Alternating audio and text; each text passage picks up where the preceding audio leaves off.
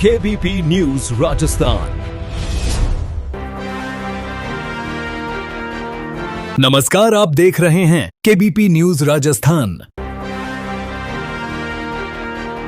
श्रीगंगानगर में बीजेपी विधायक जयदीप बिहानी पर हमला। श्रीगंगानगर में बीजेपी विधायक जयदीप बिहानी पर हमला। पानी की समस्या पर बुलाई बैठक बनी रणभूमि राजस्थान के श्रीगंगानगर में उस वक्त सनसनी फैल गई जब बीजेपी विधायक जयदीप बिहानी पर हमला हो गया। मामला पुरानी आबादी क्षेत्र का है, जहां विधायक पेयजल समस्या से परेशान लोगों की शिकायत सुनने और समाधान के लिए बैठक लेने पहुंचे थे।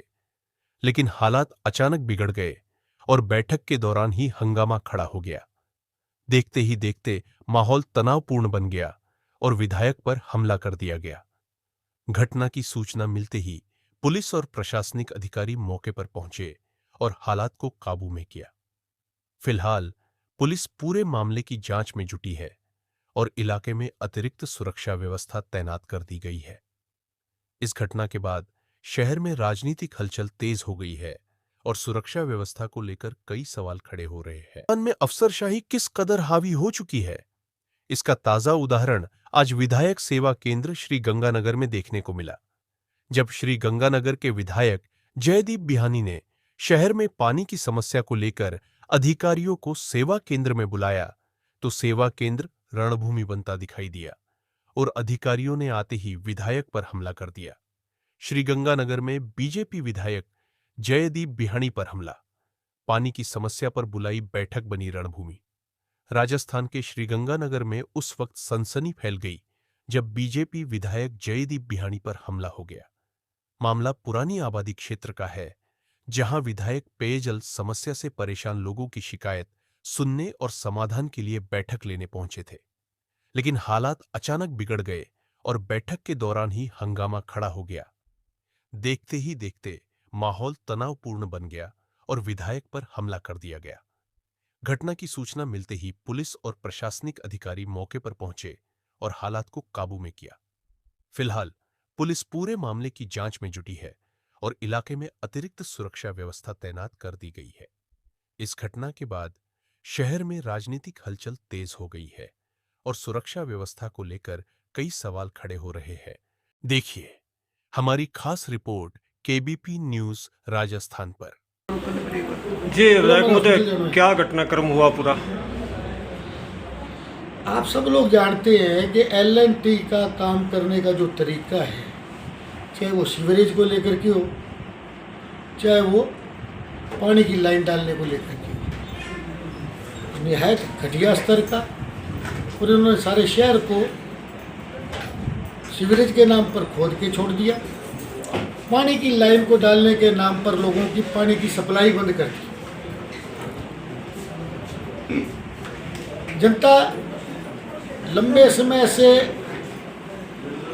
त्राईमाम कर रही थी और पिछले दिनों तो हद हो गई जब पुरानी आबादी में 7 दिनों से पानी की निरंतर सप्लाई नहीं हो रही। इस बारे में PHED के अधिकारियों से जब जानकारी ली गई तो उन्होंने ये बताया इन्होंने अपने कर्मचारी हटा दिए।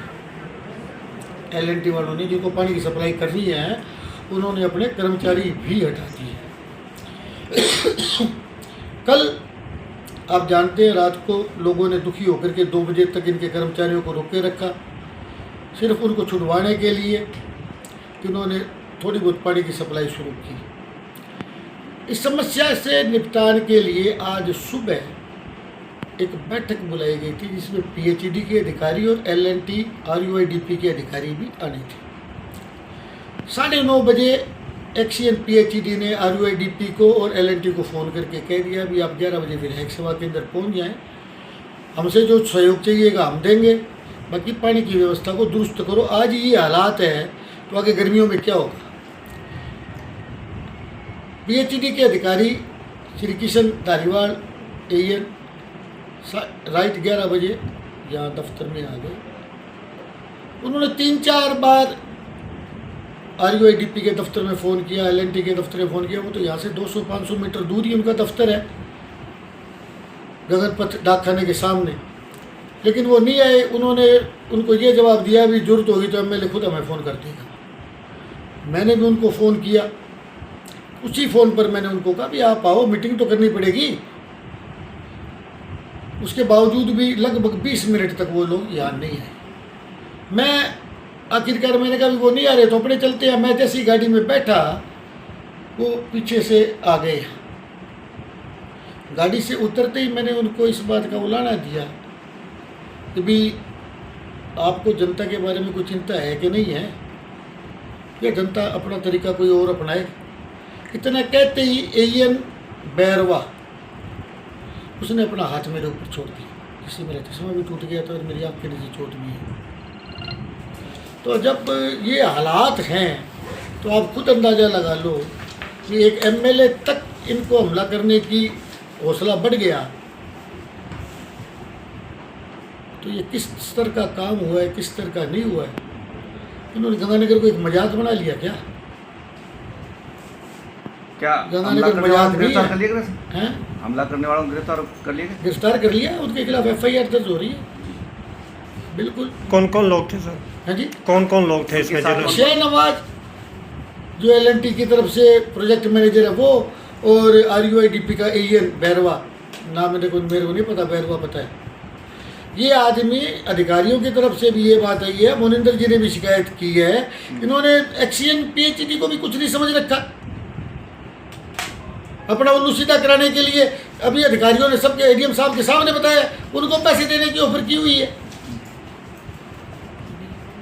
सरकार पैसे जनता की सुविधा के लिए खर्च कर रही है, अधिकारियों की या इन ठेकेदारों की जेब भरने के लिए नहीं। और मेरा तो एक ही मकसद है, 2023 में चुनाव जीतने के बाद मोदी जी वाला ही ना रहे, अपना तो ना खाऊंगा ना खाने दूंगा।